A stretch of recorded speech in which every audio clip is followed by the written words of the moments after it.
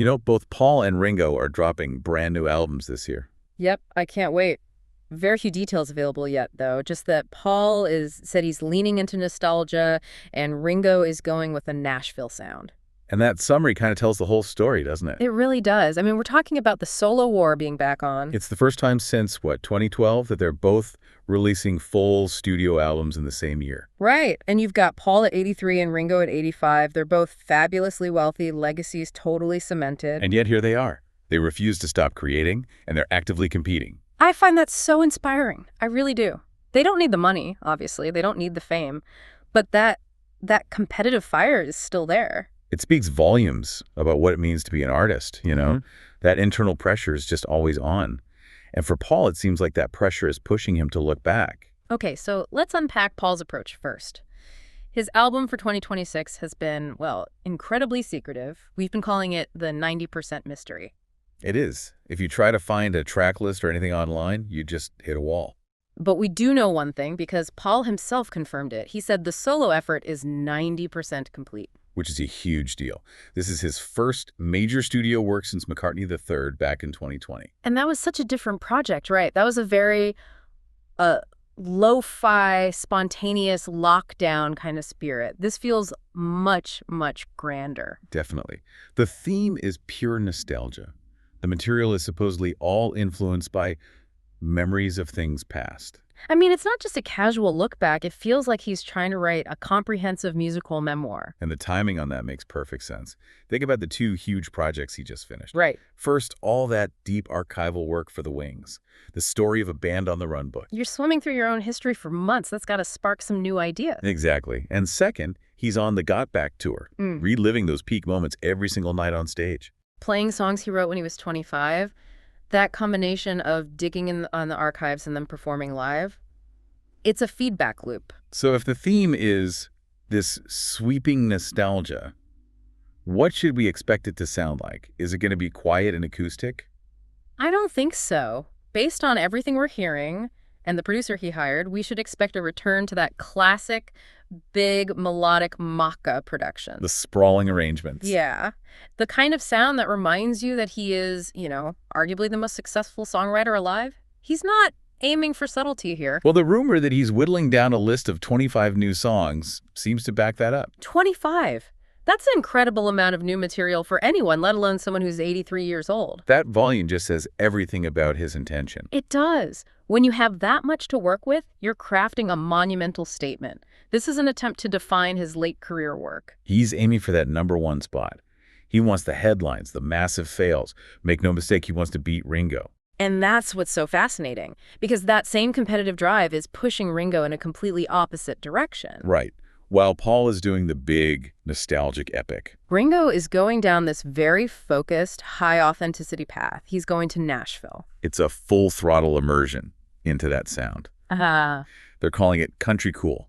And his album is scheduled for early 2026, maybe February or March. So he might even get out ahead of Paul, grab all that initial buzz. And this move comes right after he got really strong reviews for his 2025 album, Look Up. Crucially, he's continuing his partnership with the master of Americana, T-Bone Burnett. That's the key right there. The word that keeps coming up around Ringo's album is authenticity, and Burnett is the architect of that. He is. His production style is always described as organic and restrained. It means stripping away all the modern rock polish. It's about live instruments, acoustic sounds, capturing the feel of the room. Exactly. Avoiding the heavy compression and the auto-tune. Burnett just wants Ringo to sound real and immediate. So it's about earning legitimacy in a genre where musicianship is everything, not just getting on the radio. And the one detail that really confirms this is the Carl Perkins cover. This is such a profound statement. It's not just a fun little throwback. No. It closes this huge musical loop that goes back 62 years. I mean, think about it. Ringo was the one who championed that rockabilly sound in the early days. He's saying Honey Don't. He's saying Matchbox back in 1964. Right, and now he's apparently covering a lesser-known Perkins song. That's a deep, knowing tribute to the very roots of rock and roll. It gives the whole album this incredible weight. It connects him right back to his original influences. And his dedication is just off the charts. We're told he is singing and drumming on every single track. This is not some vanity project where he just brings in a bunch of session guys. No, this is his peace and love brand backed up by a serious old-school work ethic. And that's why critics are saying this could be his best work since the 70s. Which is incredibly high praise for an artist at 85. It is. So to really understand the heat behind this solo war, you almost have to go back to the very first one. The sinister history, as we call it. Back to 1970, the final messy days of the Beatles. The whole breakup was basically accelerated by a fight over release dates. It was. Paul wanted to release his first solo album, McCartney, in April of 1970, but that date clashed with Let It Be End. And Ringo's own solo debut, Sentimental Journey? The stakes back then were they were existential. It was about who was moving on first, who was controlling the narrative. And Ringo got sent as the unlucky messenger to ask Paul to delay his album. The famous story. And Paul, who already felt like everyone was against him, just threw him out of the house. It was a vicious confrontation. It just shows how much chart position and timing mattered to them even then.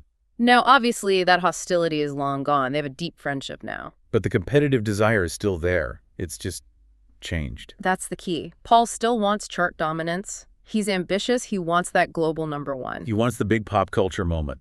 Whereas Ringo, he wants critical legitimacy.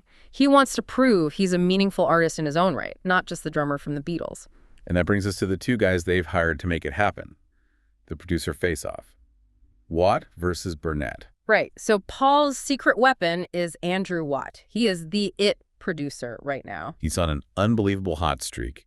He just revived the Rolling Stones with Hackney Diamonds, giving them this crisp, modern sound that still totally respects their history.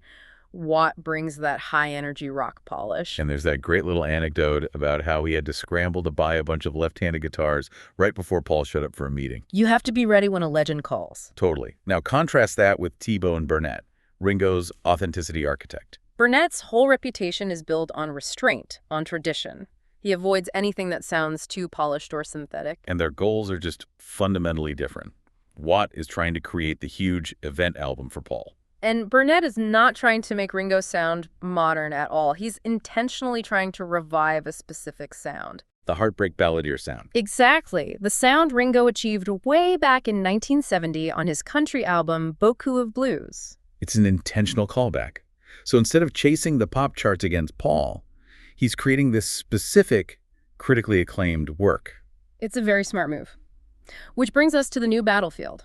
In the 1970s, it was all fought in record shops and on the radio. Today, it's the Spotify Discover feed. It's YouTube Shorts. The game has completely changed. Paul still has the massive advantage with the Event album. A sweeping epic just commands headlines. And it's always been hard for anyone, including Ringo, to outshine the media magnet that is Paul McCartney. True, but Ringo has what you could call the Americana edge. That high-credibility niche sound plays incredibly well in the new algorithmic world. That's a great point. His music will get placed on all those respected Americana and classic rock playlists, reaching a really dedicated audience. Paul is going for mass market impact. Ringo is targeting credibility with a high-value niche. So when we ask who actually wins the solo war of 2026?